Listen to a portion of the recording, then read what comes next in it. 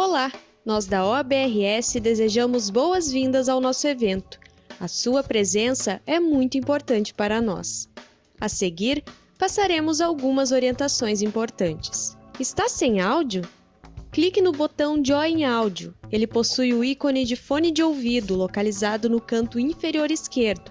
Após isso, habilite o áudio no botão azul com o título Join with Computer Audio. Tem alguma pergunta para fazer aos palestrantes?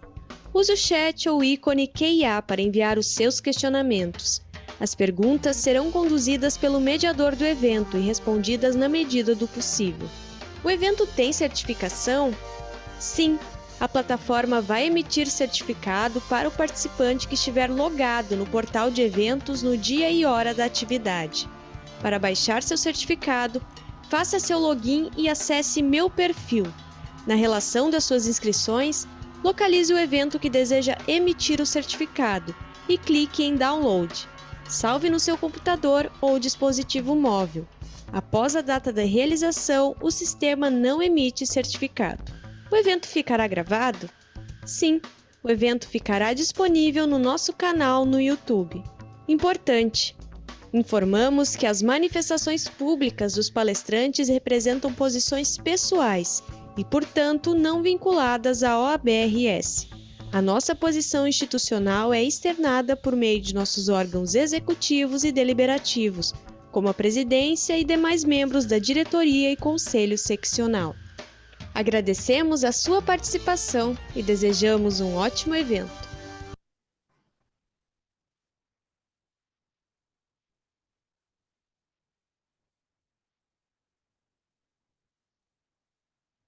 Muitíssimo boa noite a todos. É uma alegria recebê-los na noite de hoje para esse nosso primeiro workshop de capacitação em ESG. Eu digo primeiro porque nós acreditamos que nós muito provavelmente vamos realizar outros. Vai ficar muito claro para os participantes nessa noite que ESG é um tema dinâmico, é um tema em constante evolução, é um tema que demanda constante atualização. E para contextualizar essa iniciativa, que é uma iniciativa pioneira do AB do Rio Grande do Sul, de criar uma orientação específica para que a advocacia possa trabalhar, atuar tanto nas suas atividades meio quanto nas suas atividades fim, em aspectos ESG, o Guia ESG da Advocacia, que foi o primeiro lançado, a primeira publicação desse gênero no Brasil, foi lançado no dia 11 de agosto de 2023 na Cidade da Advocacia. É uma publicação que está disponível permanentemente para consulta e para download no site da OAB do Rio Grande do Sul, então eu convido aqueles que ainda não acessaram o material que o façam, é um material bastante rico. E hoje a ideia é transformar aquilo que era uma publicação estática em uma conversa dinâmica, possibilitar que os interessados conversem diretamente com esse time qualificadíssimo de autoras do guia, que são as nossas ministrantes do nosso workshop de hoje. Nós vamos possibilitar também que os participantes façam perguntas ao final. Vocês podem fazê-las tanto pelo chat quanto pedir a abertura do microfone para que vocês façam as perguntas verbalmente. Eu vou, antes de passar a palavra para as nossas ministrantes, eu vou compartilhar minha tela para fazer uma breve introdução conceitual tanto do projeto quanto desse conceito tão discutido nos últimos anos, que é o conceito de ESG. Aqui nós temos na tela, para quem ainda não acessou o material, um detalhe da capa, né, do nosso guia, do nosso material que foi lançado em 2023. E a ideia toda de ESG, ou ASG na tradução em português, que diz respeito a ambiental, social e governança, é uma ideia que eu sempre gosto de dizer que não é uma ideia nova. ESG é um conceito que surgiu entre 2004 e 2005 no âmbito da ONU. Originalmente, a ideia de ESG estava vinculada ao mercado financeiro. Ela surgiu inicialmente em um relatório chamado Who Cares Wins, no âmbito da ONU, em que continha um chamamento às principais instituições financeiras do mundo para que passassem nas suas atividades a incorporar critérios ambientais, sociais e de governança. A partir disso, a UNEP-FI, que é o braço financeiro do PNUMA, que é o Programa de Meio Ambiente das Nações Unidas, editou em 2005, com o apoio do escritório de advocacia Freshfields, o famoso também relatório Freshfields, que dizia a respeito, novamente, a ideia de incorporação de fatores ambientais, sociais e de governança a investimentos, né? Então, naquele primeiro momento, entre 2004 e 2005, a ideia era incentivar que os gestores de ativos, os gestores de investimentos se afastassem um pouco daquela ideia mais tradicional do Milton Friedman, que era de geração de lucro pura e simples, e passassem também a pensar especificamente em aspectos ambientais, sociais e de governança. E o interessante é que isso foi feito de uma forma que não era contraditória com a ideia de geração de valor para os acionistas. A gente vai falar um pouquinho mais sobre isso a seguir, mas antes disso, até para a gente ter um pouco mais de clareza com relação ao conceito, eu gostaria de trazer à atenção de vocês uma norma técnica que é a ABNT-PR 2030 de 2022, que é uma norma brasileira, que foi editada pela ABNT em dezembro de 2022 e que se dedica exclusivamente ao tema de ESG.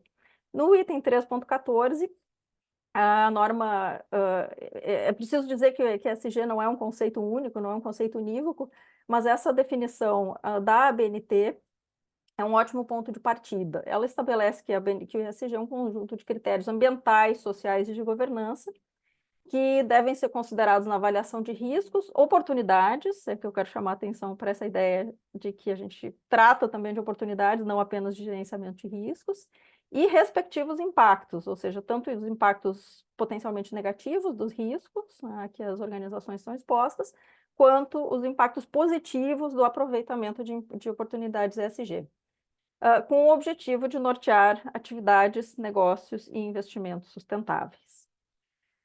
Eu gosto também, antes de passar a palavra para a Karen, que vai apresentar a primeira parte do guia, eu quero fazer também algumas considerações iniciais para desmistificar um pouco o que é ESG e também, principalmente, o que não é ESG, porque a gente vê muita confusão conceitual envolvendo essas questões. Como eu disse, o ESG se originou lá atrás, né, quase 20 anos atrás, entre 2004 e 2005, no âmbito da ONU, no âmbito dos mercados financeiros de capitais, mas ele acabou se ampliando. A gente sabe que no imediato pré-pandemia, final de 2019, início de 2020, a gente teve uma espécie de ressurgência do ESG, em parte por conta, de novo, né, do mercado financeiro e do mercado de capitais, por conta da famosa carta do Larry Fink, da BlackRock, que na sua carta anual ao mercado declarou, né, que a sua gestora passaria de forma explícita a se ocupar dessas questões. O que é importante dizer, desmistificar já de imediato, é que ESG é uma ideia completamente diferente de filantropia. A gente às vezes se depara com situações em que uma determinada organização entende, mas eu tenho aqui uma fundação, eu tenho aqui uma fundação, eu tenho aqui um determinado trabalho assistencial. É importante, é bem-vindo, certamente ninguém quer desestimular esse tipo de atividade, mas ESG é outra coisa. ESG é a incorporação dessas ideias ambientais sociais, desses conceitos ambientais, sociais e de governança ao core business, ou seja, a todos os aspectos, né, do negócio central daquela organização. Outro ponto que eu já tinha referido antes é que ESG e performance não são mutuamente excludentes. A gente vê hoje, principalmente nos Estados Unidos, um refluxo, né, uma reação, principalmente por parte do Partido Republicano, um movimento anti-ESG, Mas, na verdade, a ESG, no fundo, é capitalismo, né? Porque quando a gente está falando de ESG, a gente está falando da proteção, da criação de resiliência de um determinado negócio, com relação a uma série de fatores que podem afetá-lo no curto, médio e longo prazo. Por que eu falo curto prazo? A ideia toda do ESG é uma ideia de longo prazo, de preservação de valor do negócio a longo prazo, mas como se a gente tomar, por exemplo, as mudanças climáticas, a gente já sabe que aquilo que antes era um horizonte distante já vem acontecendo na prática, né? Então a gente vê o agravamento de eventos climáticos extremos, por exemplo, né? Apenas para ficar em um dos aspectos ambientais, no pilar E, que já são, enfim, considerações de curto prazo e que precisam ser atendidas pelas organizações. Outra coisa que é bom explicar é que existe ainda uma falha, talvez, de concepção, no sentido de que ESG é voluntário, ESG são iniciativas às quais eu posso aderir ou eu posso não aderir.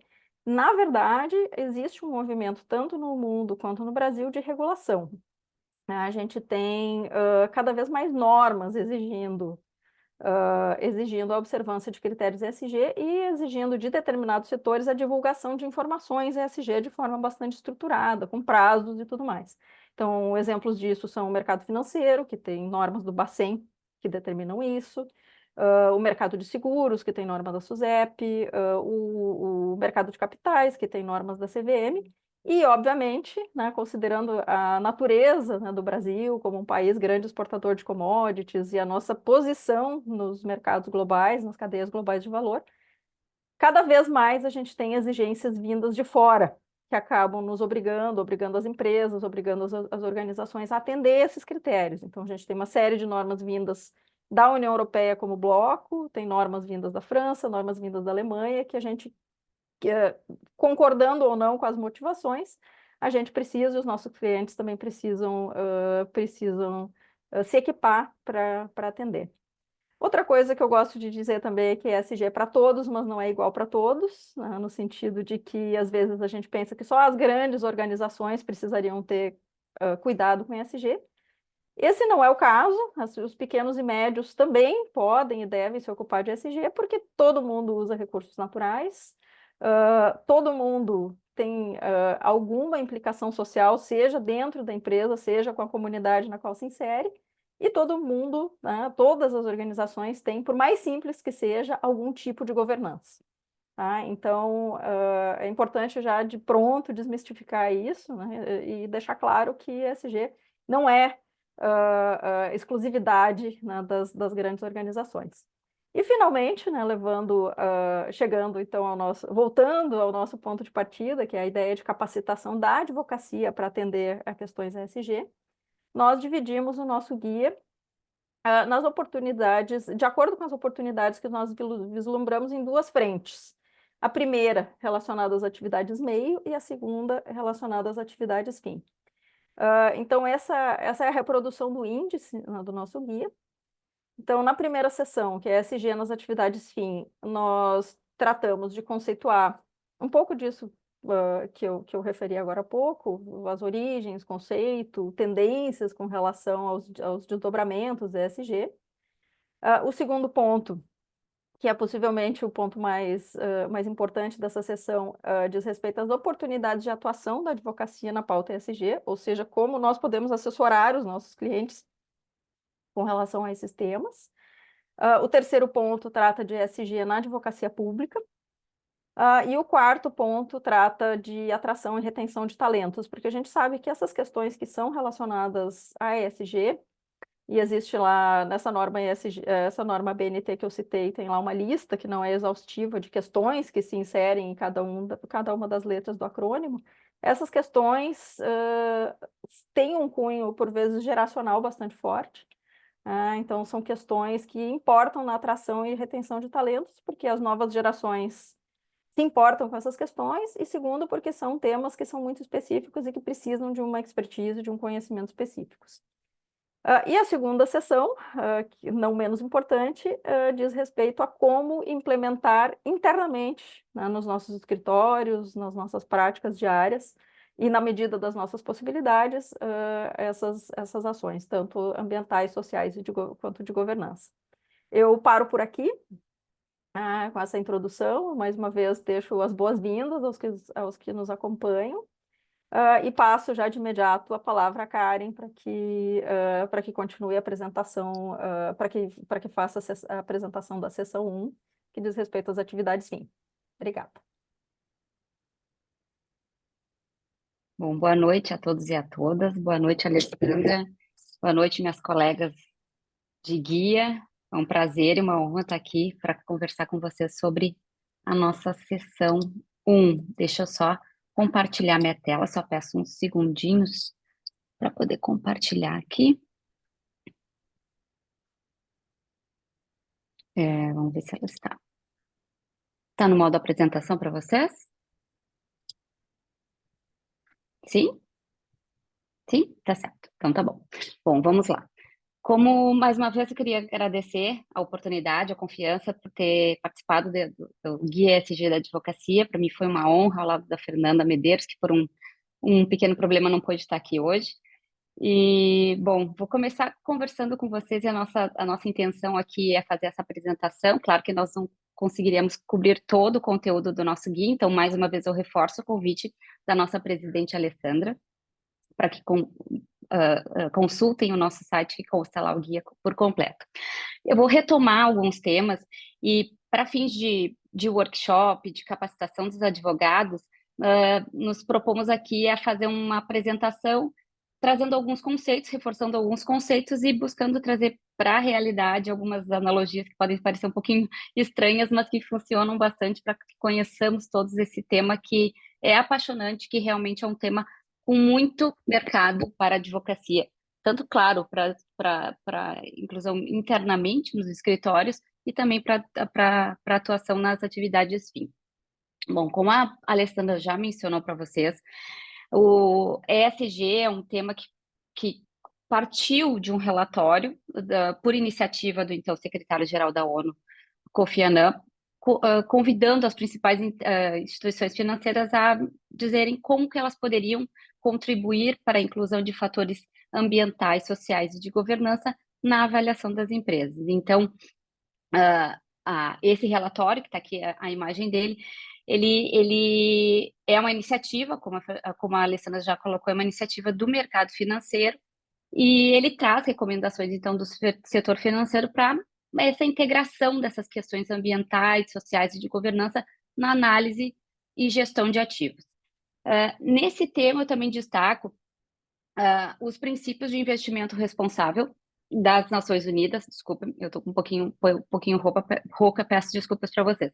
Que além de destacar, de 2006, que além de destacar a importância dos fatores ESG, ele apresenta princípios para orientar esse investimento responsável. Mas o que, então, é ESG, né?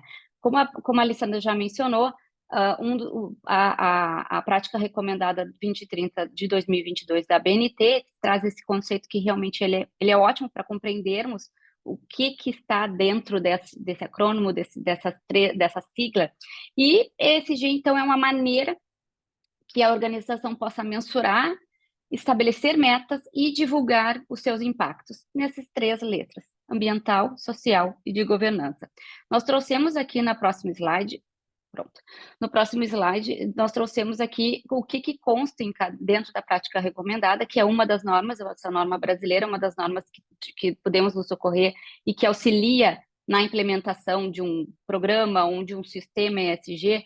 Ela traz dentro dela o que engloba cada uma dessas letras. E na linha ambiental, temos mudanças climáticas, por óbvio, porque é o tema mais urgente, que geralmente é o primeiro a ser trabalhado nas organizações. Falo isso por trabalhar isso por lado com consultoria ambiental, então é o primeiro tema que todo mundo, inclusive, busca, primeiro trabalhar mudanças climáticas, mas temos diversos outros temas, como recursos hídricos, como de biodiversidade. No eixo social, temos vários temas relacionados a direitos humanos, a etarismo, a diversidade, a inclusão.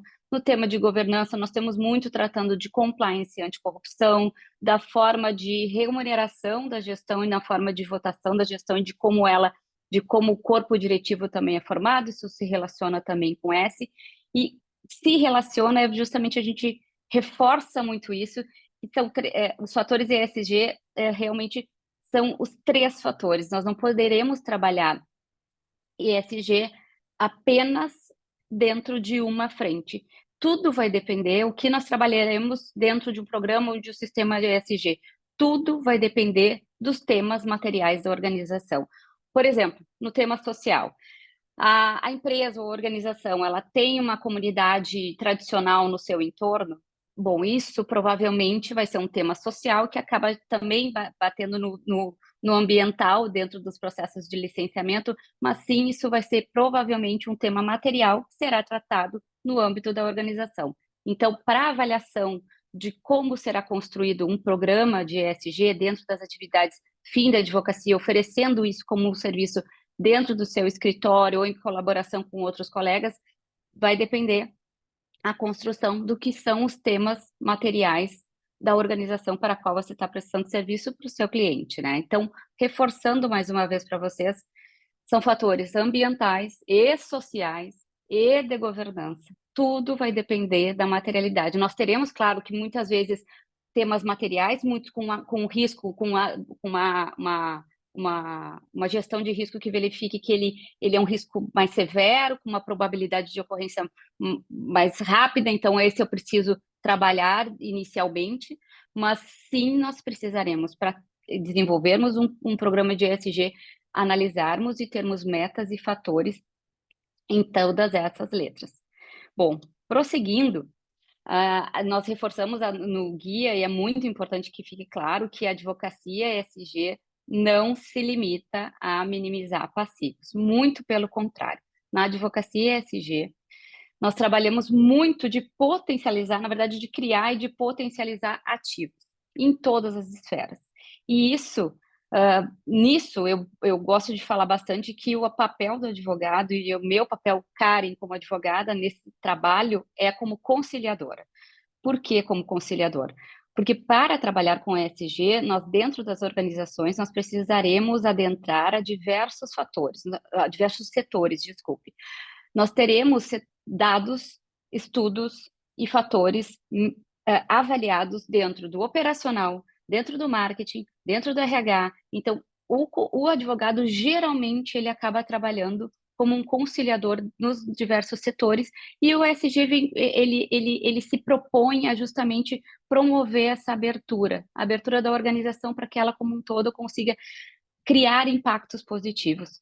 Claro, impactos positivos que certamente se revertem em questões financeiras, como a Alessandra bem pontuou desde o início da fala desse nosso workshop. Então, aqui na Fator E, por exemplo, isso consta no nosso guia, não apenas obter licenças ambientais e evitar multas, ou seja também minimizar passivos, para além desse gerenciamento de riscos, nós trabalhamos para promover o aproveitamento efetivo de várias oportunidades. E nisso, adentrando no operacional da atividade, nós conseguimos fazer essa avaliação e muitas vezes algumas correções de curso promovem resultados positivos. Por exemplo, redução de custos com gestão de resíduos, com água, nos temas ambientais, por exemplo. Nos temas sociais, muito trabalharemos com questões relacionadas a trabalho escravo, a diversidade, a etarismo, a relações com a comunidade do entorno. Isso é muito importante porque isso reflete tanto muito em ambiental também, porque isso nós tratamos no âmbito do licenciamento ambiental. E, tratando das questões de governança, trabalhamos muito nesse diálogo dos órgãos da administração com os investidores, com os acionistas, com os stakeholders, quanto à implementação dessas políticas de ESG. E aqui também nós destacamos até no guia a possibilidade e essa iniciativa de remuneração dos acionistas com base em metas ESG também, dos acionistas, desculpe, não, dos gestores com base em ESG. Deixa eu ir para a próxima tela. Bom, mas agora para tratar dos frameworks, nós trabalhamos ele dentro do guia e aprofundamos algumas questões. Nós apresentamos os mais utilizados internacionalmente, mas para fins de workshop, e até né, porque temos um tempo limitado e queremos apresentar o guia por completo, esse panorama nesse primeiro workshop, eu queria destacar dentre os frameworks internacionalmente reconhecidos e utilizados, a GRI, que tem sido, dentro da área ambiental, ela tem sido a norma internacional mais utilizada para a elaboração de relatórios de sustentabilidade que indicam, que apresentam qual é o desempenho da empresa nos fatores ambientais, sociais e de governança também, muito relacionado agora recentemente a direitos humanos também. Ela tem sido a norma internacional mais utilizada, mas claro, nós temos vários outros frameworks e há um movimento justamente de padronização, de que os relatos sejam mais padronizados e se caminhe para essa padronização.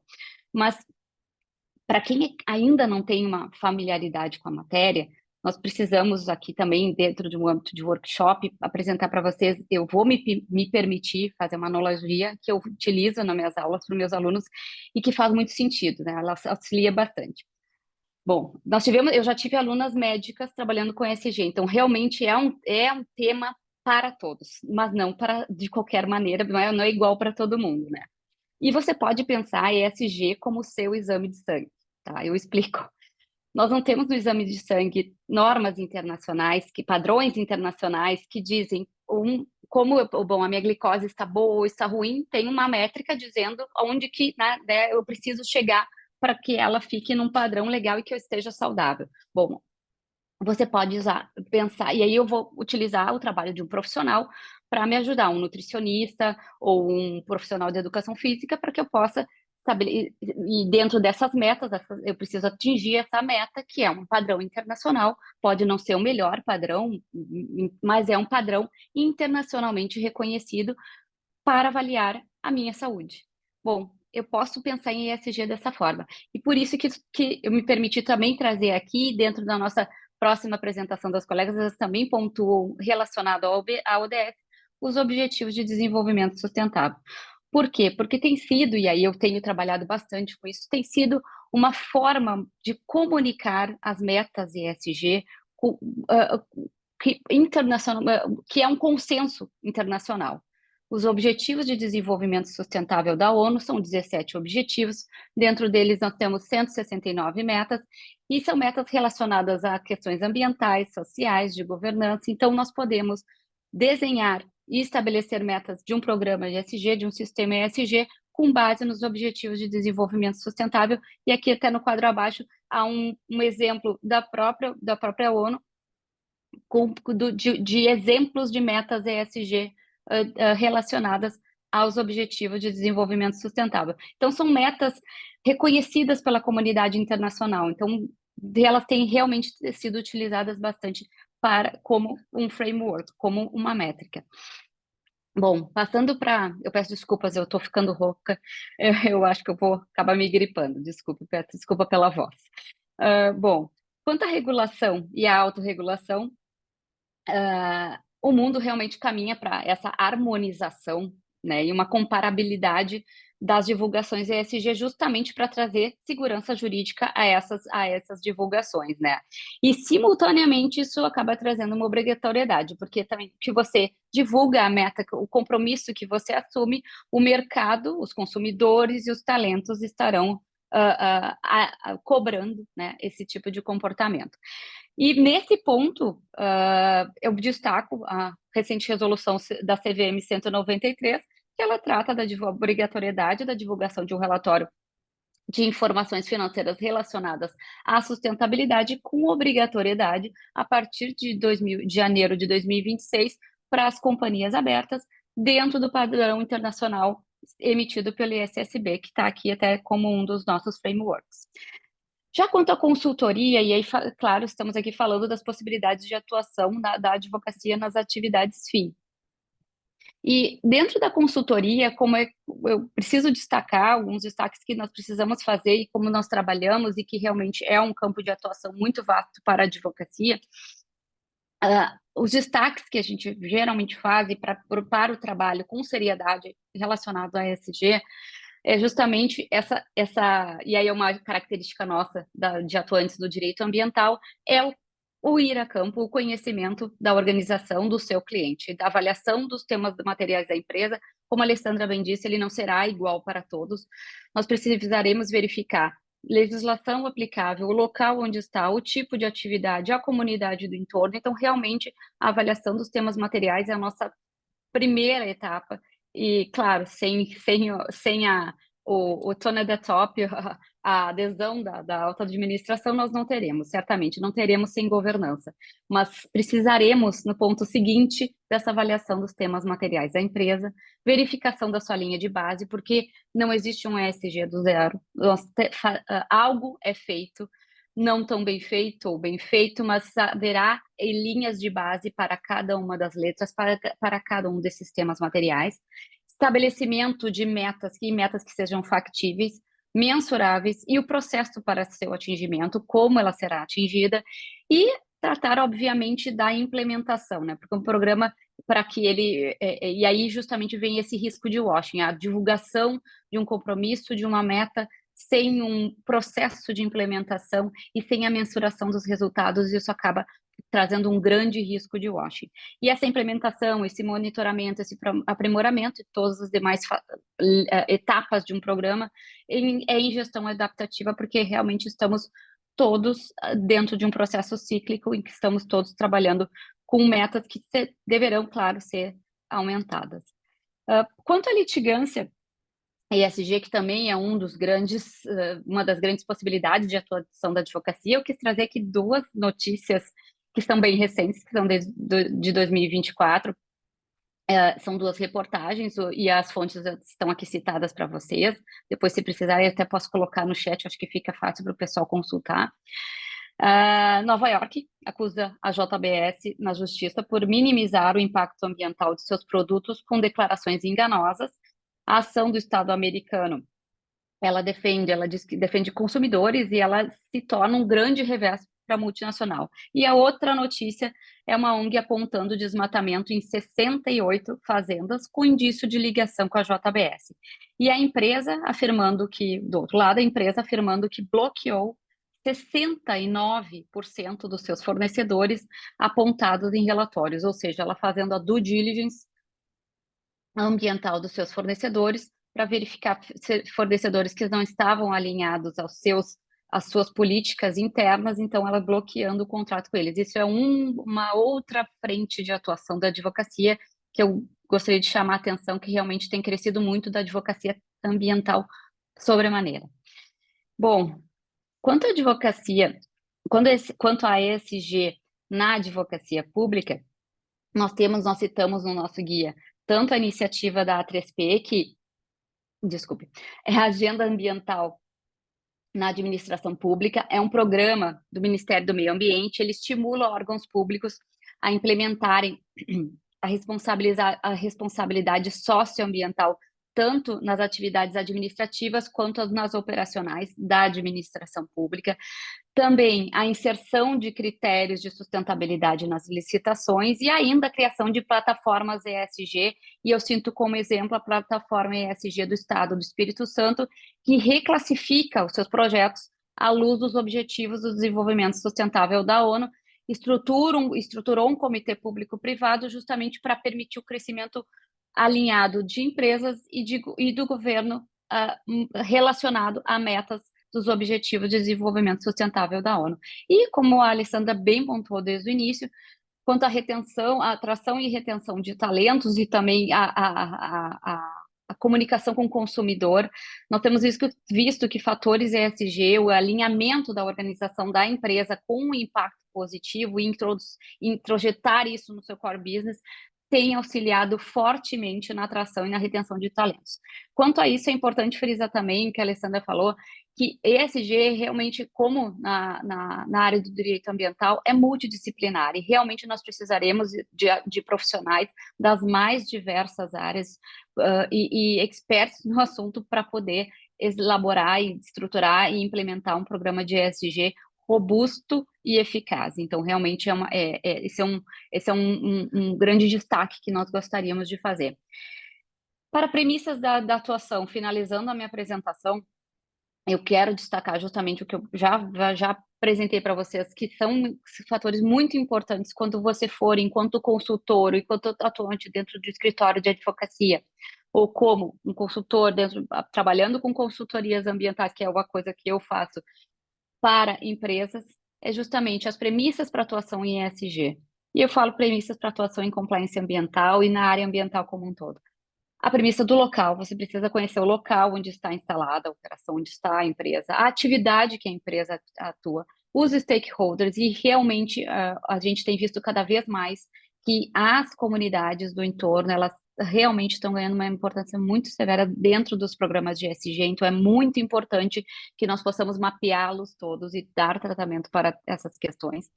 Tratar do ESG com o pé no chão, porque estabelecer metas precisam ser realmente factíveis, net zero daqui de 5 anos, realmente os compromissos, dos compromissos virão responsabilidades, então justamente envolve trabalhar com a realidade, com multidisciplinariedade, porque como são vários critérios de várias frentes, nós precisaremos da atuação de vários profissionais de diversas áreas.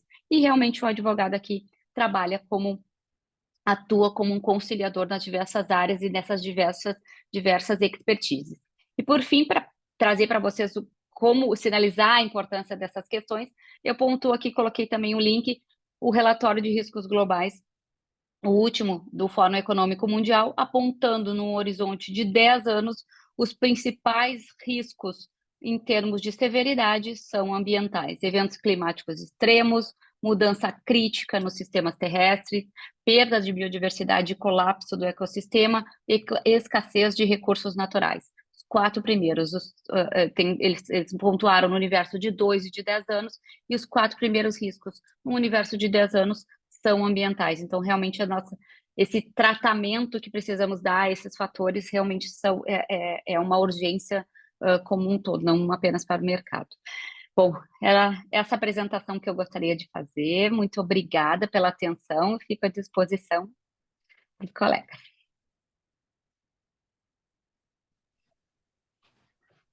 Acho que eu já tirei o compartilhamento, né?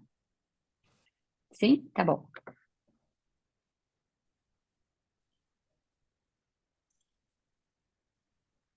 Agora ele tem de abrir os slides que eu vou apresentar.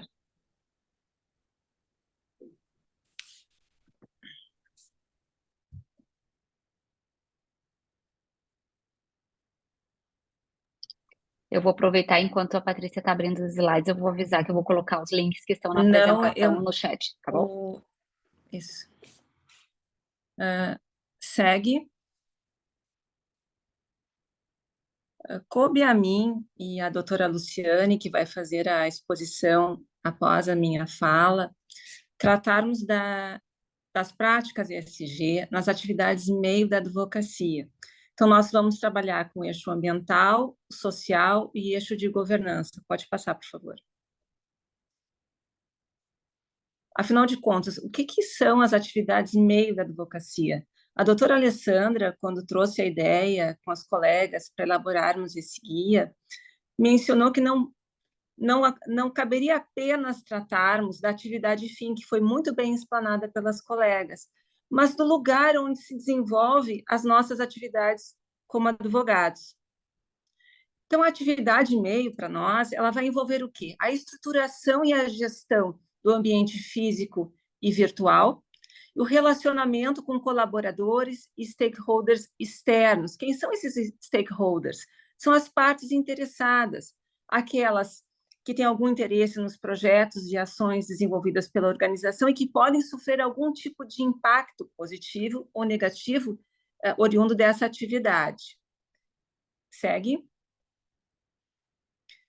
Nessa avaliação dos critérios ESG na atividade meio, nós vamos avaliar os impactos, as ações e as oportunidades, como bem disse a doutora Alessandra, não são apenas as nossas obrigações no nosso ambiente físico e virtual de trabalho. Então, ali vai haver um componente físico, o componente virtual e o componente humano, com os quais nós vamos ter que gerenciar para garantir essa sustentabilidade e uma nova cultura organizacional no nosso ambiente de trabalho. Segue. Quais são os benefícios da incorporação da agenda ESG às atividades meio da advocacia? Afinal de contas, o que eu ganho fazendo isso? Pois bem, nós vamos trabalhar com essas novas necessidades do mercado, internalizar a nossa nova concepção, que já não é tão nova, de sustentabilidade, que ficou bastante visível em termos globais através da Agenda 2030, apresentada pela doutora Karen, com seus 17 objetivos, ligando pessoas à sociedade, ligando a economia e ligando a conservação dos recursos naturais. Nós vamos trabalhar, então, com o uso sustentável desses recursos naturais, a redução de custos operacionais, o aumento da competitividade, e aqui a oportunidade fica bem evidenciada, a valorização de marcas e ganho reputacional da empresa. Pode passar, por favor. No eixo ambiental, então, nós vamos trabalhar com a avaliação dos impactos da nossa atividade no meio ambiente e o uso racional dos recursos naturais. Nós tivemos como norte as duas normativas. Quais foram elas? A PR 2030 da ABNT, que foi apresentada pela doutora Karen, nos eixos social, ambiental e governança, e dali nós pensamos alguns itens que nos pareciam mais relevantes para a nossa atividade como advogados. E, ao mesmo tempo, nós lançamos mão de alguns objetivos dos ODS preconizados pela Agenda 2030. Então, nós vamos trabalhar, portanto, com a avaliação desses impactos positivos e negativos da atividade no meio ambiente e uso racional dos recursos naturais. Segue.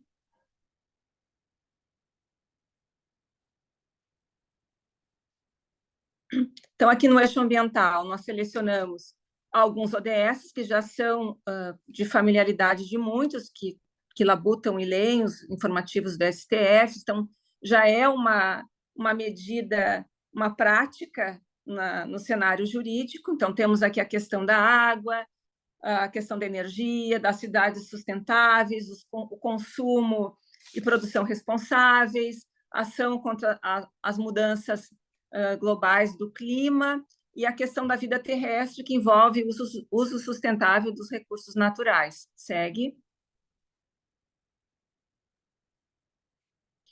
No eixo ambiental, nós elencamos alguns itens, como eu havia dito antes, nós pensamos alguns temas mais relevantes para a nossa classe.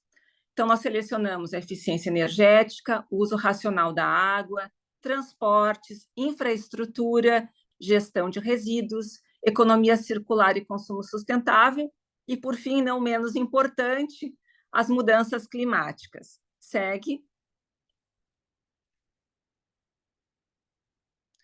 Vocês vão poder acompanhar, quando vocês tiverem acesso e lerem o guia, que nós exemplificamos com práticas que se enquadram neste item, eficiência energética.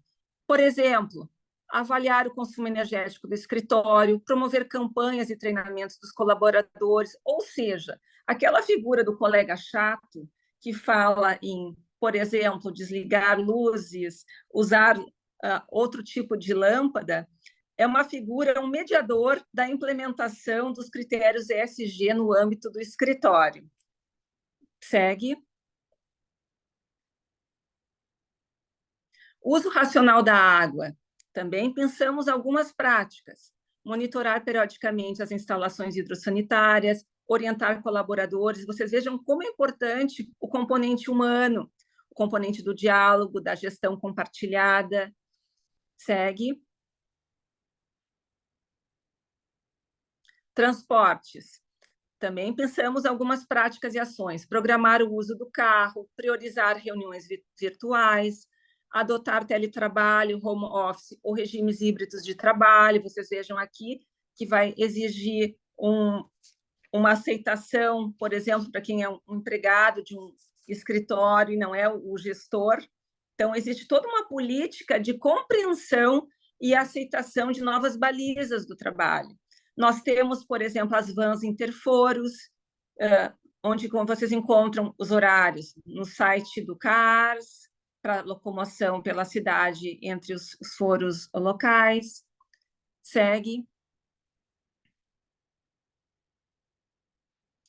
A infraestrutura, nosso ambiente físico, optar por espaços com iluminação natural, incentivar a instalação de medidores individuais de água em construções compartilhadas. Vejam como é necessária a figura do agente externo, muitas vezes, e não fica restrito apenas no âmbito do escritório. Então, é uma comunicação muito complexa e pode-se dizer que, às vezes, até difícil para nós garantirmos esse padrão, esses novos requisitos de práticas ESG no âmbito do escritório. Segue. Gestão de resíduos, com as quais nós trabalhamos com os 7 R's da sustentabilidade, privilegiando os meios digitais. Já é uma conquista da advocacia, através do EPROC, a questão da diminuição do uso do papel. Então, isso não é novo para nós, só ele acaba recebendo uma outra roupagem dentro da prática ESG. A implementação de processos de separação de resíduos gerados e os monitorar. Segue, por favor.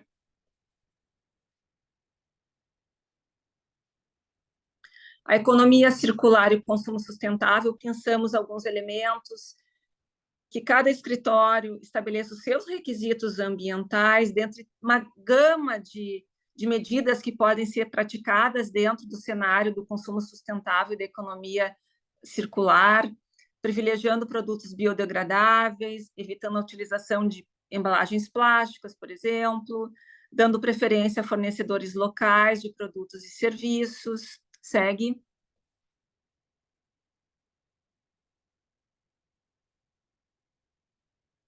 E, por fim, e não menos importante, como bem apresentou a doutora Karen, dentre as urgências que surgem, que é a crise climática, nós tivemos, pode-se dizer recentemente, a recomendação do Conselho Federal da OAB, datada de 25 de abril de 2023, e ela se encontra disponível no item Notícias do site da OAB Nacional, datado do dia 27 de abril de 2023.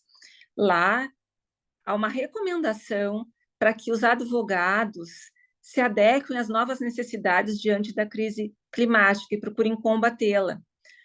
Então, ali é mencionado a necessidade de cada um diminuir a sua pegada de carbono, reduzir os gases de efeito estufa com treinamento de pessoal, adotar transportes menos poluentes e atividades remotas, avaliar esses processos a partir de 2030. Aí, ainda que ESG não seja atividade só de voluntariado, ela é muitas outras coisas, e também pode haver o voluntariado para ensejá-la, é mencionado nessa recomendação até a possibilidade de grandes escritórios com grandes faturamentos promoverem ações de litigância climática em prol de desfavorecidos. Olha que interessante.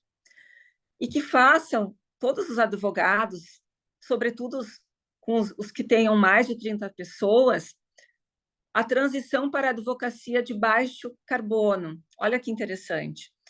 Então, seriam essas as minhas ponderações em relação ao eixo ambiental, que nós descrevemos na atividade meio da advocacia, e eu passo a palavra, então, só mais uma lâmina que faltou, por favor. Desculpa.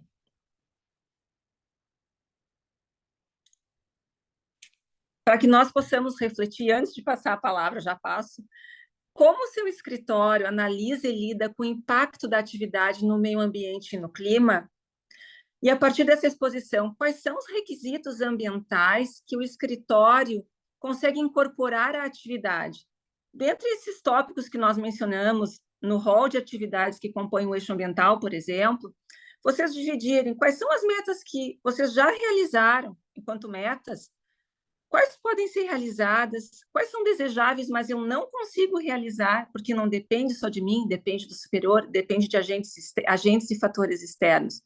É interessante porque é um início, uma largada, para que vocês possam implementar essa agenda ESG dentro dos escritórios.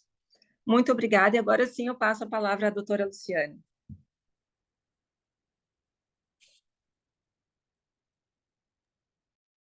Dando continuidade, então, às atividades meio, eu irei apresentar o eixo social.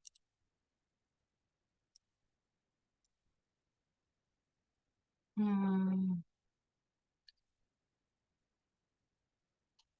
não sei se está no modo de apresentação, pessoal.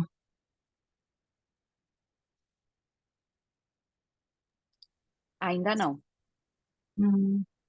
Alguém sabe me dizer onde eu clico? Ah, bem aí à direita. É logo à direita, o próximo. O quarto. Mais um. Mais um. Aí. Ótimo, muito obrigada. Então, o eixo social, ele aborda os relacionamentos que o escritório mantém com o público interno e com o público externo, bem como a reputação que ele promove entre as pessoas e as instituições nas comunidades onde ele está inserido, além do quanto contribui para o respeito aos direitos humanos fundamentais. Esse eixo trata de temas envolvendo direitos humanos, diversidade, equidade e inclusão, relações e práticas de trabalho, impacto social, além da responsabilidade social na cadeia de valor do escritório. O objetivo aqui é promover um ambiente de trabalho saudável, com a valorização de múltiplas habilidades e competências de cada um dos colaboradores, bem como garantir que a cadeia de fornecedores do escritório também atenda a critérios de ética e sustentabilidade, considerando o impacto da atividade na comunidade e na sociedade em geral. Essas são as ODS relacionadas ao eixo social. E ele é dividido em alguns itens que nós vamos agora, então, apresentar algumas sugestões de práticas que podem ser adotadas pelos escritórios. Então, com relação ao tema diversidade, equidade e inclusão, o escritório pode fomentar a diversidade da equipe, estabelecendo critérios para a contratação de mulheres, afrodescendentes, indígenas e pessoas LGBTQIAPN+. Também pode promover a presença equitativa de homens e mulheres no exercício das lideranças, o que pode ser feito mediante o estabelecimento de critérios objetivos para a progressão no plano de carreira, como, por exemplo, pesquisa de satisfação com clientes sobre os serviços prestados e estabelecimento de parâmetros de desempenho, dentre outros. Também pode ser estabelecido políticas de recrutamento inclusivas, oferecendo opções flexíveis de trabalho, adaptando o ambiente físico do escritório para garantir a acessibilidade a colaboradores com necessidades especiais. Implementar programas de treinamento para a sensibilização e conscientização sobre diversidade, equidade e inclusão, visando educar os colaboradores sobre questões relacionadas à diversidade e promover um ambiente de trabalho mais acolhedor e respeitoso. Observar a inclusão tanto na organização interna da advocacia como na contratação de prestação de serviços pelo escritório, privilegiando a contratação de cooperativas ou pessoas de baixa renda, por exemplo. Repudiar qualquer forma de assédio ou discriminação, incluindo racial, de gênero, por orientação sexual, identidade ou expressão de gênero, religiosa, por orientação política, dentre outros. Isso pode ser feito mediante a realização de treinamentos regulares para todos os colaboradores sobre os temas, destacando o que constitui cada um deles, como reconhecê-los e como denunciá-los de forma segura. Estabelecer procedimentos claros e confidenciais para relatar casos de assédio, garantindo que as denúncias sejam investigadas de forma imparcial e que as medidas corretivas apropriadas sejam tomadas. Com relação ao tópico relações e práticas de trabalho no exercício da advocacia, temos também algumas práticas sugeridas. A primeira delas, assegurar o respeito aos direitos reconhecidos pela CLT e também pelo Estatuto da Advocacia. Ofertar capacitação ao desenvolvimento das lideranças, inclusive no que diz respeito às práticas ESG. Promover uma cultura organizacional baseada no respeito mútuo e na valorização da diversidade, onde todos os funcionários se sintam seguros e respeitados em seu ambiente de trabalho. Isso pode ser feito através da realização de pesquisas de clima organizacional, análise de dados demográficos dos colaboradores e feedbacks anônimos. Reconhecer e promover o desenvolvimento contínuo das capacidades individuais dos advogados e colaboradores, como, por exemplo, ofertando capacitação técnica para as equipes, ou ainda realizando treinamentos e workshops sobre habilidades interpessoais, comunicação eficaz e resolução de conflitos, para promover um ambiente de trabalho colaborativo e respeitoso. Estabelecer as expectativas de direitos humanos do escritório com relação aos seus colaboradores internos, parceiros comerciais e outras partes diretamente relacionadas às suas atividades, operações, produtos ou serviços, combatendo o trabalho infantil e outras formas contrárias à lei. E, por fim, adotar uma política interna sobre o uso da internet e das redes sociais, a fim de evitar a propagação de notícias falsas. Com relação ao item saúde e segurança, as nossas sugestões são adequar o ambiente de trabalho de modo a serem observadas a iluminação, a ergonomia, a higiene e a ventilação do local. Implementar práticas e recomendações de prevenção de doenças e de cuidado com a saúde do corpo e da mente, ofertando programa de ginástica laboral e ergonomia no trabalho. O escritório também pode incentivar a prática de atividades físicas e esportivas, mediante a disponibilização de convênios com academias e centros esportivos. Estímulo à alimentação saudável, por exemplo, com a disponibilização de frutas para o lanche dos colaboradores, iniciativa de compra coletiva de alimentos orgânicos direto dos produtores e gerenciamento do estresse, com a disponibilização de suporte de profissionais nas áreas psicológica, jurídica e financeira e social. Lembrando aqui nesse ponto que o CARS oferece diversos serviços para a advocacia. E também acompanhar os eventos climáticos extremos através dos canais oficiais de divulgação, garantindo a segurança da equipe. O último tópico no item do eixo social seria os projetos sociais e de filantropia.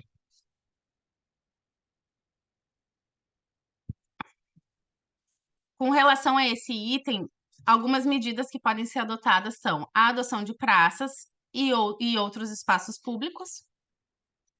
O escritório pode participar de campanhas públicas de doação, pois o incentivo à participação em projetos sociais e filantropia pode aumentar o engajamento dos colaboradores com a causa, proporcionando-lhes a oportunidade de se envolverem em atividades significativas fora do ambiente de trabalho. Isso pode contribuir para a satisfação no trabalho, o senso de propósito e coesão da equipe. Uma sugestão é, por exemplo, a concessão de dias de folgas remunerados para voluntariado. Os escritórios podem também criar programas formais de voluntariado corporativo que envolvam os colaboradores em atividades de voluntariado organizadas pela empresa. Isso pode incluir dias de voluntariado em comunidades locais, programas de mentoria para jovens estudantes ou atividades de consultoria jurídica gratuita. Os escritórios podem também estabelecer parcerias com organizações sociais locais ou nacionais, oferecendo assistência jurídica pro bono, patrocinando eventos ou programas e fornecendo apoio financeiro ou logístico para iniciativas sociais. Participar de trabalho pro bono e projetos sociais oferece aos advogados a oportunidade de desenvolver habilidades jurídicas, expandir suas redes de contatos e contribuir para o bem-estar da sociedade. Essa experiência pode ser enriquecedora e gratificante do ponto de vista pessoal e profissional. O escritório ainda pode atuar em prol de campanhas das comunidades carentes e organizações, como doações diretas ou indiretas através de renúncia fiscal. Pode também auxiliar no empoderamento das comunidades, mediante apoio jurídico em projetos sociais, que não se limita apenas à representação legal, mas também inclui a capacitação para a educação jurídica dos indivíduos e comunidades. Isso ajuda a capacitar as pessoas a compreenderem os seus direitos e tomarem decisões informadas sobre questões legais que afetam a sua vida. Lembrando, é claro, que cada escritório vai poder contribuir da forma que for conveniente, né? São sugestões que nós trazemos aqui no guia. Então, agora passando para o eixo de governança, que é o eixo que envolve o sistema interno de práticas, controles e procedimentos que o escritório adota para se governar. tomar decisões eficazes, cumprir a lei e atender às necessidades das partes interessadas.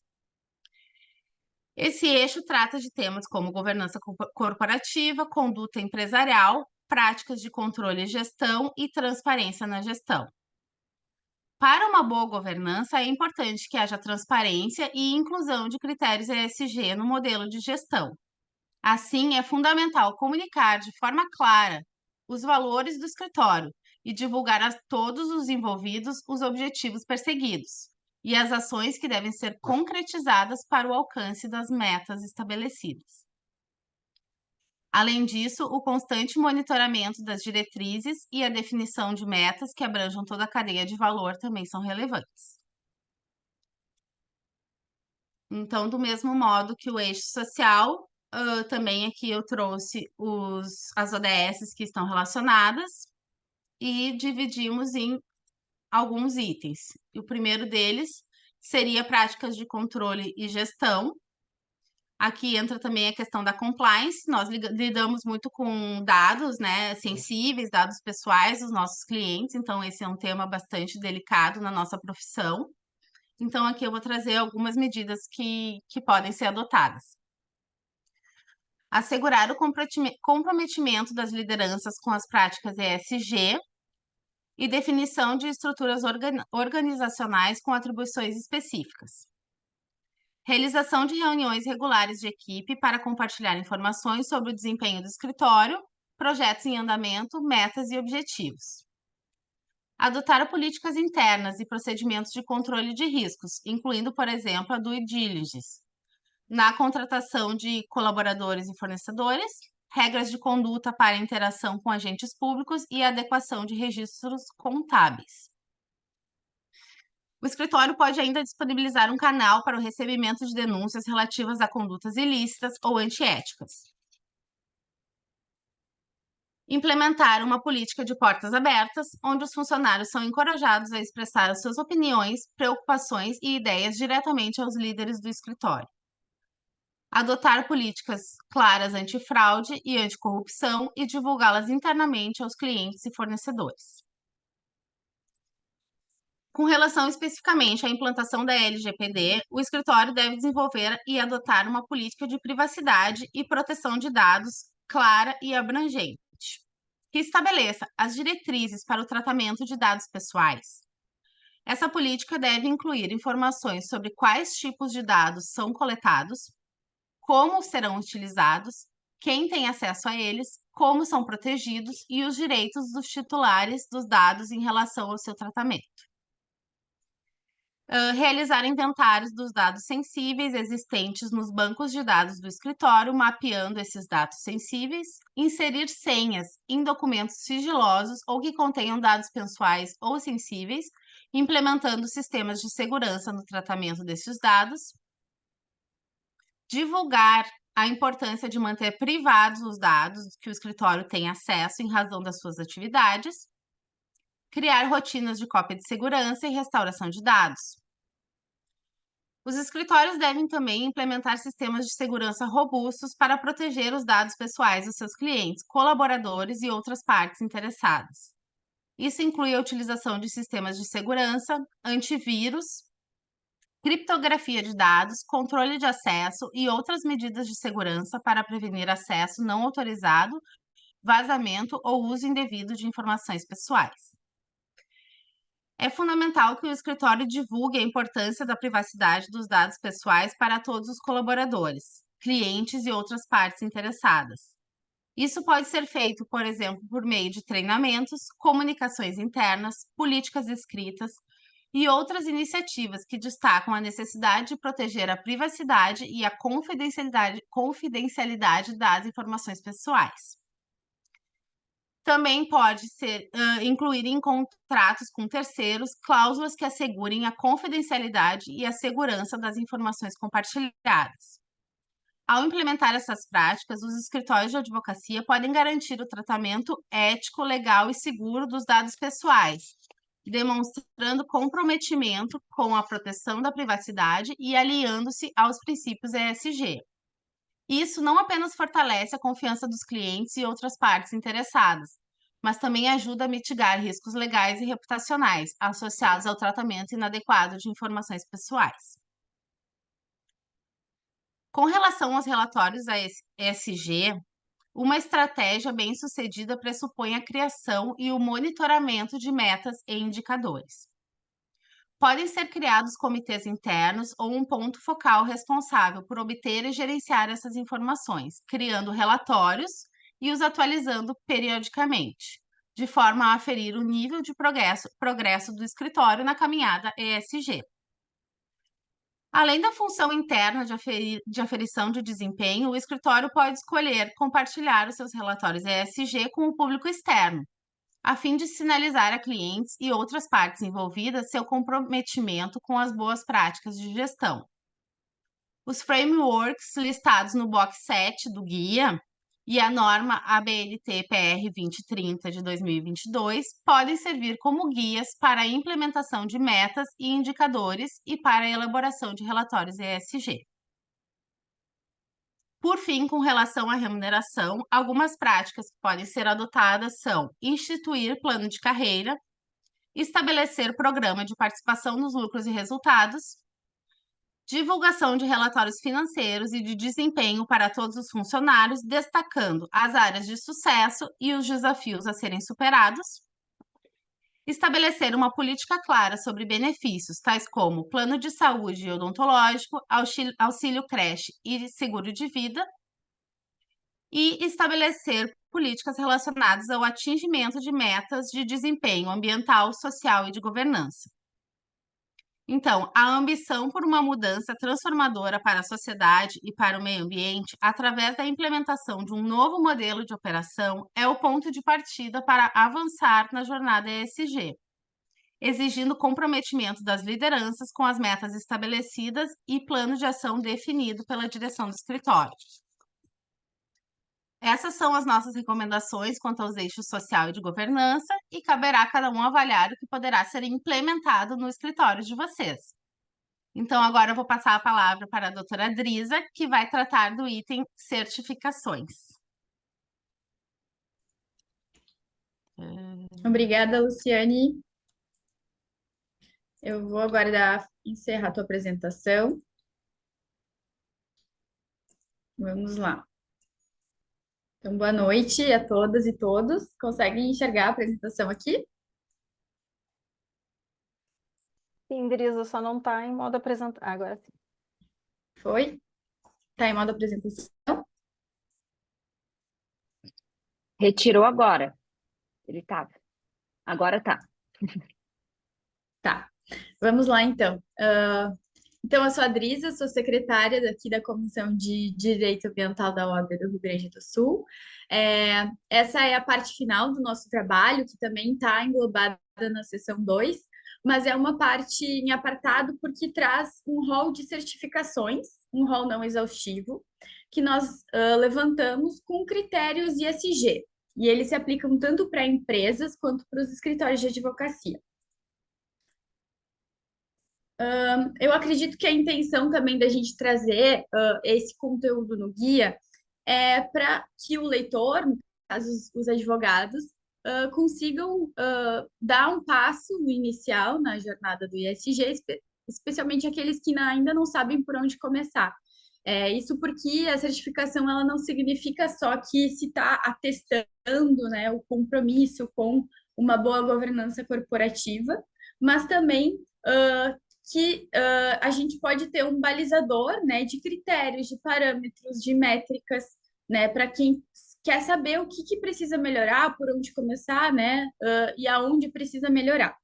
Então, a partir do momento que a gente acessa esse conhecimento, né, que está disponibilizado, depois a gente estiver mostrando no material, a partir do momento que a gente acessa esse conhecimento, se abre, na verdade, um ciclo para a empresa, onde que ela vai buscar atestar suas boas práticas, né? E, ao mesmo tempo, vai se motivar ou se sentir estimulada de aprimorar essas boas práticas cada vez mais, né? Eu exemplifiquei aqui num ciclo, né, de atestado e de estímulo, né? Ou a gente também pode traduzir como avaliação e reconhecimento. mas o importante é que o certificado em si, ou o selo que a empresa, o escritório vai receber, ele não é o objetivo final desse processo, né, de certificação. E é por isso, inclusive, que algumas certificações, como a gente vai mostrar, elas possuem níveis, né, de classificação, para que você possa avaliar suas práticas de sustentabilidade e tentar aprimorar elas, melhorar, né, até chegar no ideal das boas práticas, seja do escritório ou da empresa. E além disso, claro, como a gente fala desde o do início da apresentação aqui, a obtenção de uma certificação, ela também pode dar mais credibilidade para a empresa, né? Para atrair clientes, para atrair investidores.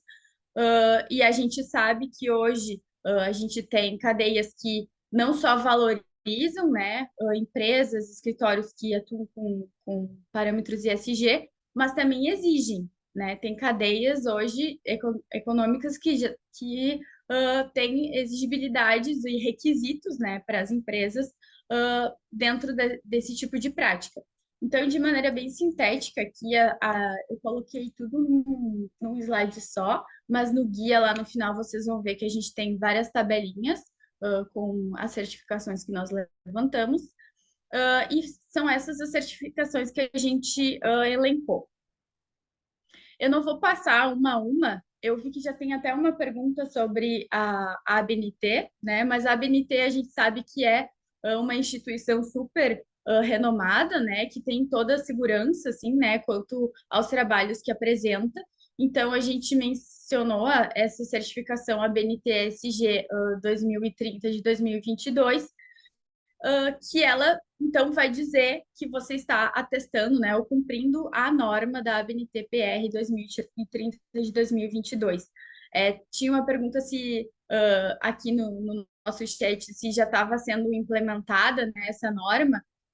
O que a gente tem hoje é que as empresas, elas podem emitir uma autoavaliação, né, colocar lá, enfim, os relatórios que elas possuem, e elas podem receber e já tem empresas que já receberam hoje, declarações ou de compromisso com a norma, ou declarações também de conformidade com a norma. Então, você recebe esse atestado de conformidade com a norma.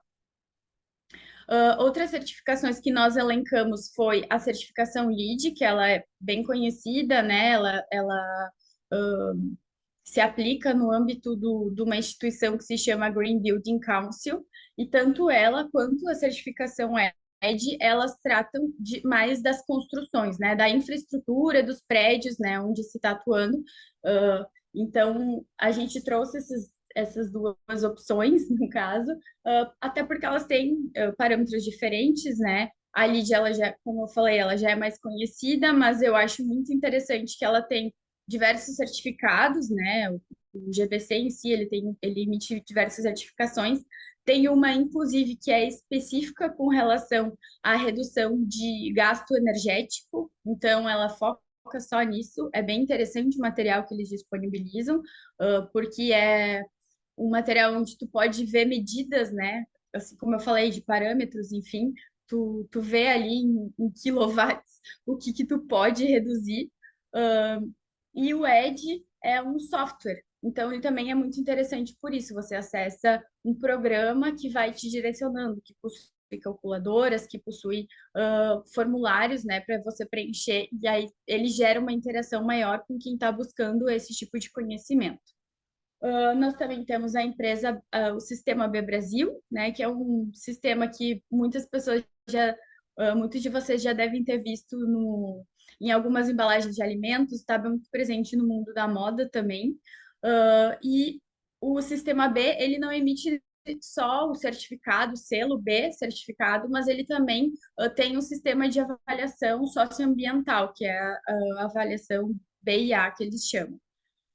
Além disso, nós temos, claro, a ISO 14001, né, que é uma norma também da BNT, mas é bem conhecida e trata de maneira muito mais ampla do que esses outros certificados, né, sobre os requisitos para uma empresa ou até para um escritório, sobre um sistema de gestão ambiental, então. E a gente trouxe também o BV ISG 360, que é um selo que, diferente dos outros, ele coloca, a metodologia dele é para que se entenda o nível de maturidade sustentável de uma empresa. Então, também ele te dá um caminho a percorrer onde tu vai aumentando o nível de maturidade da empresa. Essas foram as certificações que a gente levantou, né? A gente entendeu que elas também podem ser aplicadas tanto para empresas quanto para os escritórios. E uma coisa que a Karen falou que eu achei importante trazer também, que o advogado ele não precisa necessariamente implementar isso no escritório dele, ou né, ele pode ser um intermediador, né, o conciliador da empresa, né, que ele atende do cliente dele, para buscar esse tipo de certificação e esse tipo de prática. Com relação ao nosso guia, eu queria pontuar muito que no final dos nossos quadros ali na certificação, talvez nem todo mundo interagiu, mas nós temos os links, né, que dão acesso ao conteúdo de cada uma dessas certificações. Então, eu testei elas hoje, estão todos atualizados, acessando ali no Saiba Mais em, no final de cada quadrinho que a gente colocou no guia, vocês já vão acessar o conteúdo, né, dessa certificação. A gente buscou colocar exatamente aonde já se adentra nos requisitos, enfim, no conteúdo específico sobre os certificados. E, claro, a gente também sabe que tem diversas outras práticas, né, além das certificações, que são encorajadas, né, para empresas e para os escritórios, como práticas ISG ou né, de boas práticas de sustentabilidade, assim como o Pacto Global da ONU, né, que também tem uma credibilidade internacional. Também se pode elaborar inventários de gases de efeito estufa, né, que hoje também a gente já conhece muito mais métricas, enfim, e a própria compensação, né, desses gases emitidos também pode ser aplicada nas empresas e nos escritórios. E eu acredito que seja isso. Então, eu agradeço a atenção e mais uma vez a oportunidade de trabalhar com esse grupo na elaboração do guia. Eu fico à disposição para trocas. Vai ser muito interessante se nós tivermos algum testemunho, né, de algum advogado que já tenha implementado alguma certificação. E desejo que a gente tenha um ótimo debate. Obrigada, Drisa, obrigada, Karen, Patrícia, Luciane. Acho que nós conseguimos fazer um excelente sobrevoo, né, do nosso material, o que não dispensa, evidentemente, a leitura mais detida do guia como um todo. Eu quero complementar, antes de passar para responder as perguntas que nós já recebemos pelo chat e aquelas que vocês ainda queiram fazer. Eu quero complementar o que a Drisa referiu quanto às certificações, para dizer que, além de ser um balizador e além de ser uma credencial importante para a organização, as certificações são também um importante instrumento para a perenidade desses programas, porque a gente sabe que a cada troca de gestão, independentemente do tipo de organização de que a gente esteja falando, essas práticas elas correm o risco de ser interrompidas. E assim a organização corre o risco de pôr a perder aquele trabalho que já foi desenvolvido até aquele momento.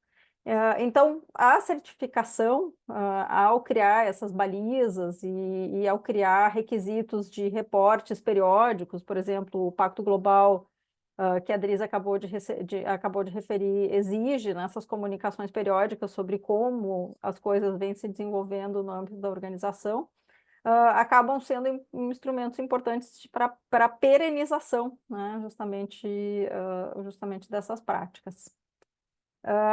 Passando a Karen está comentando aqui que é uma questão importante no SG no setor público também.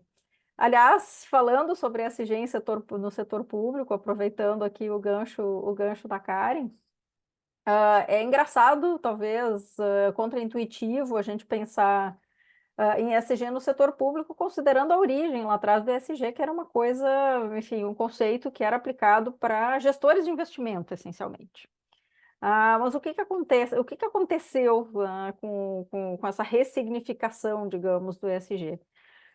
Na medida em que o mercado exige esse tipo de ação, esse tipo de atenção para fatores ambientais, sociais e de governança por parte das organizações, além de ser uma ferramenta de análise de investimentos e de definição de investimentos, essa também é uma ferramenta que acaba sendo extrapolada para o âmbito das organizações que são obrigadas, né, seja pelo mercado, ou seja pelos frameworks dos quais participa, seja por normas cogentes, a prestar aquelas informações para os seus investidores. Então, existe um transbordamento daquele conceito que originalmente era para os gestores era direcionado aos gestores de investimento, para também as companhias investidas.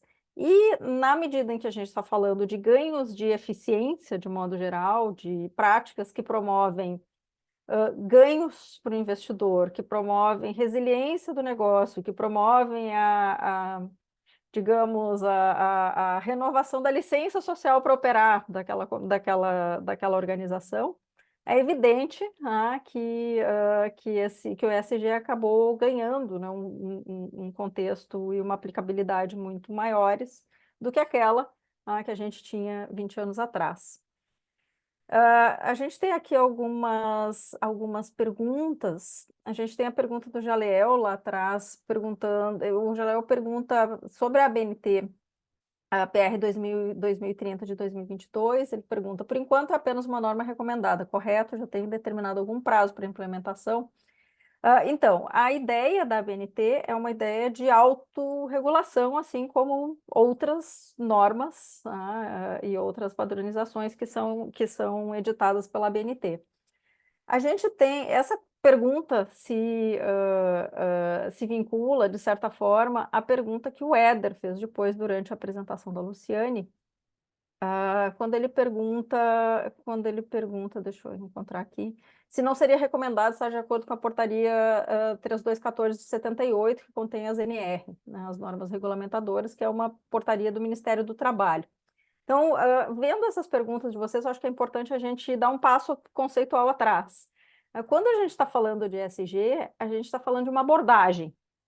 A gente não está, tudo isso que a gente falou não substitui em absoluto o atendimento à legislação. Então, a gente tem uma miríade de normas que vão se aplicar a cada um desses aspectos e que continuam sendo aplicáveis em cada um desses aspectos. Mas talvez o mais importante, e que foi um ponto que a Karen frisou bastante, é o fato de que quando a gente fala de ESG, a gente não está falando dos pilares isoladamente.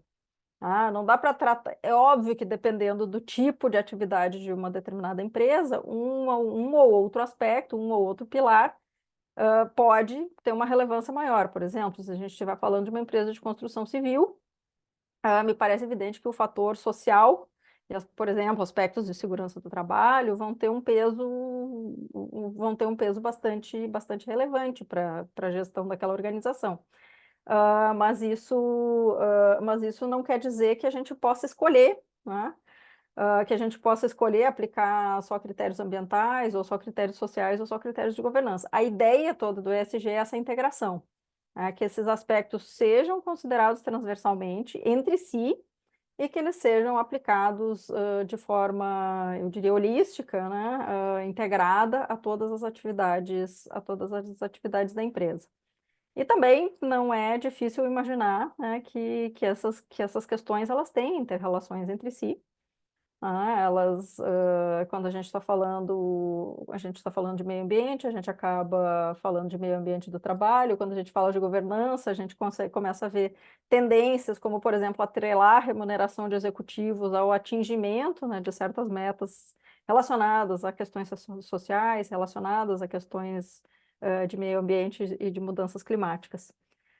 E ainda é importante que a gente, voltando um pouco para a pergunta do prazo de implementação. Acho que ficou claro da explicação da Drisa que a BNT-ESG é uma norma autorregulatória, de certa forma, né? Ela é de adoção, essa sim é de adoção voluntária. Existe uma certificação criada pela própria BNT que vai atestar se aquela organização está cumprindo está cumprindo a BNT 2030 como ela foi projetada para ser cumprida. E existem, de outro lado, aquele movimento que eu referi no início, né, que é um movimento crescente de que a gente tenha cada vez mais normas correntes aí relacionadas a ESG. Então, como eu falei, a gente tem, por exemplo, para instituições financeiras, tem uma série de normas do Banco Central que exigem, por exemplo, a divulgação do relatório GR-SAC, né, que vai considerar fatores sociais, ambientais, e climáticos. Tem a resolução 59 de 2021 da CVM, que passou a exigir já desde 2023 que as companhias abertas, nos seus formulários de referência, que são um documento, né, emitido anualmente, que passem a incorporar uma série de fatores também sociais, ambientais e climáticos. A resolução SUSEP 666, a circular SUSEP 666 de 2022 para o setor de seguros também, né, determina que as seguradoras passem a considerar uma série de aspectos ESG nas suas operações, inclusive riscos de litigância climática. O que, se a gente pensar em termos de exposição a riscos, né, das seguradoras, faz muito sentido, porque o setor de seguros é um setor que é um grande tomador de riscos. E a gente sabe que com o agravamento, né, dos eventos climáticos extremos, esse tipo, né, de operação fica realmente mais exposto no curto prazo. Então, quando a gente está falando de ESG, a gente está falando primeiro de uma abordagem. Segundo, a gente está falando de um campo muito vasto em que a gente vai ter normas cogentes emanadas do Estado, a gente vai ter padrões como os que a Karen citou, que uma vez adotados, eles passam, né, a poder sofrer um escrutínio, né, aquelas informações que a empresa presta podem ser questionadas por investidores, por outros stakeholders, pelo mercado consumidor, pelo próprio governo. A gente tem, então, uma coexistência, né, desse tipo de diferentes de obrigações que vêm de diferentes fontes.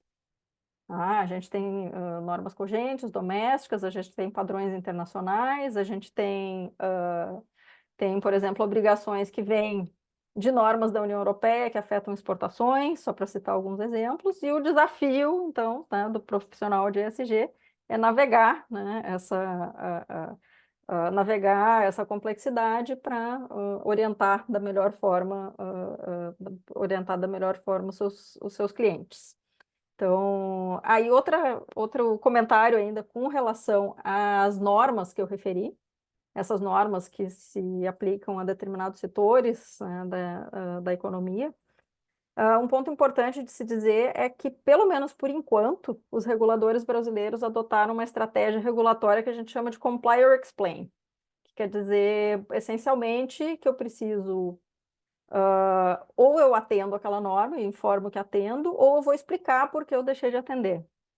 Então, é uma norma ainda um pouco suave, né, nesse sentido, mas já existem sinalizações de que as primeiras informações que forem recebidas do mercado, conforme, né, essa abordagem mais suave, podem ser usadas depois pelo próprio regulador para criar obrigações mais substantivas e que aí não vai ter não vai ter como escapar da implementação. Eu não sei se a gente tem mais perguntas e se as minhas colegas querem complementar essas respostas. Vocês, como a gente falou no início, vocês podem também pedir para abrir o microfone para fazer a pergunta verbalmente, se vocês preferirem.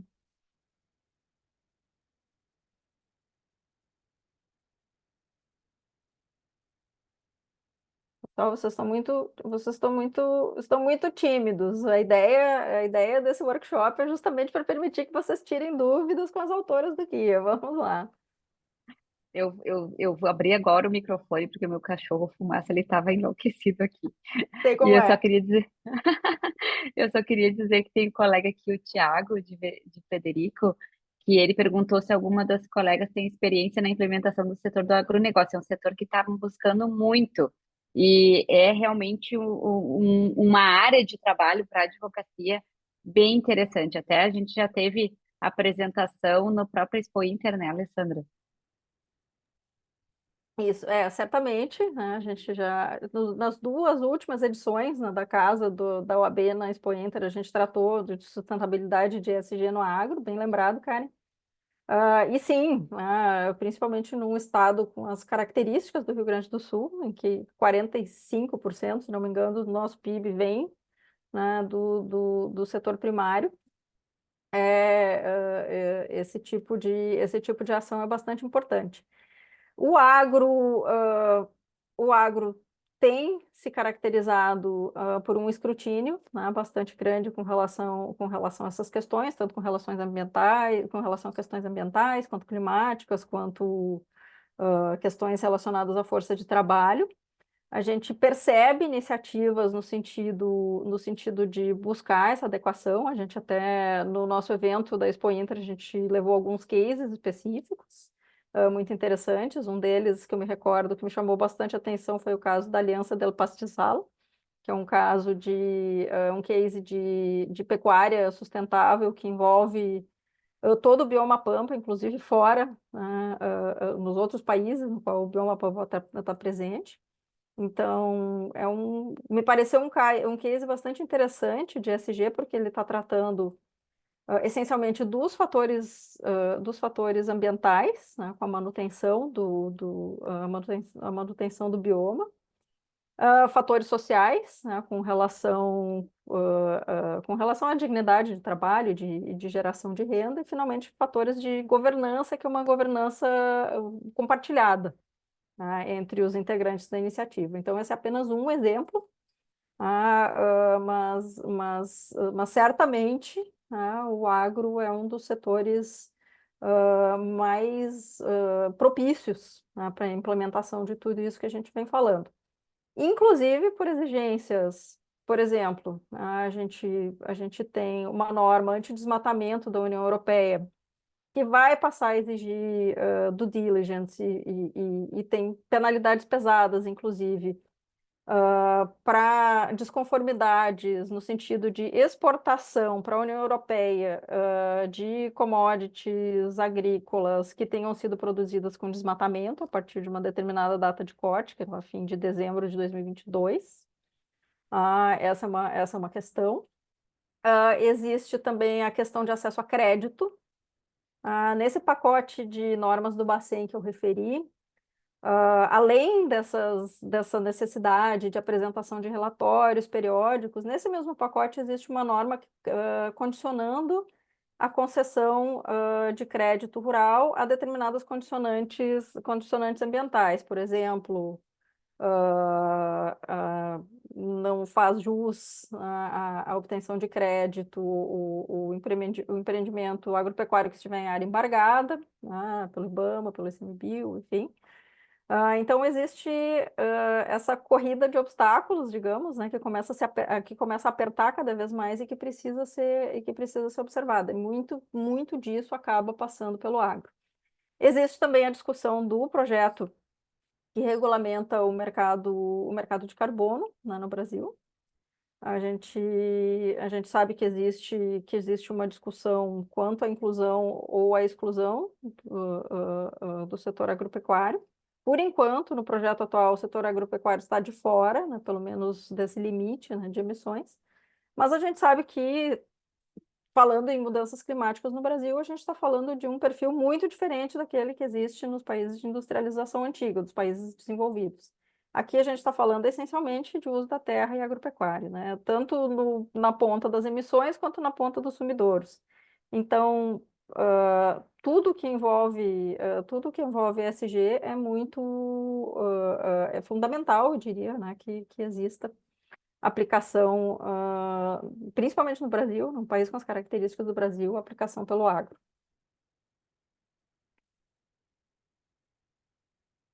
A Rosiane está perguntando se para financiamento de empreendimentos é cobrada adequação do projeto às práticas ESG. Cada vez mais, cada vez mais a gente tem essa avaliação, né,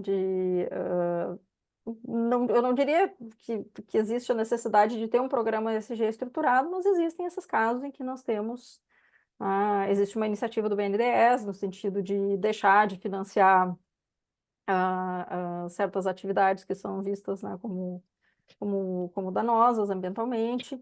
E existe também na linha de autorregulamentação, houve no ano passado a edição de uma norma de autorregulação da FEBRABAN, de que participaram a maioria dos bancos comerciais brasileiros e também o BNDES, dizendo que, olha, vamos parar de financiar a cadeia da carne, era específica para a cadeia da carne, quando a produção acontecer com desmatamento ilegal.